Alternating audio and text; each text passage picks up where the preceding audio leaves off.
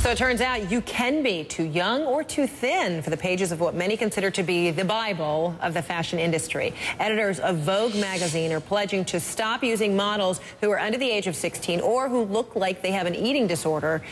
They're going so far as to check models' IDs at the door to be sure that they are not too young. Sara Ziff was discovered and started modeling at the tender age of 14. She's founder of the nonprofit Model Alliance, which works for better conditions for young women in modeling. Sara, good to see you.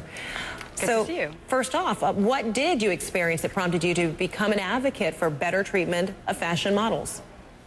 Well, I started working when I was 14 years old as a model, so I've seen both the good and the bad sides of the industry, and I know firsthand what young models can go through. I think that Vogue is really taking a very positive step in not hiring models who are under 16. So what do you mean, what models go through? Like, give me an example of what you consider to be, quite harsh for a young 14-year-old breaking into the business or other young teens.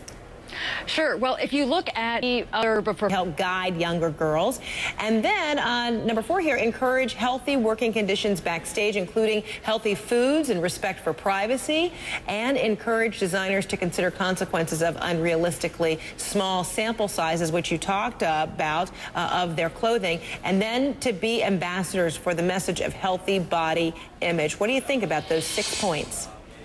I think it's a great start. What a lot of people don't realize, though, is the models are the faces of this industry, and yet they don't really have a voice within it.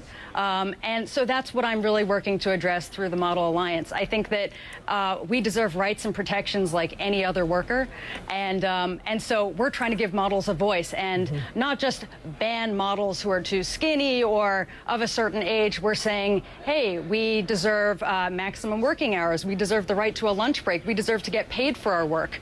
A lot of people don't realize that many top designers don't actually pay models any money for their work.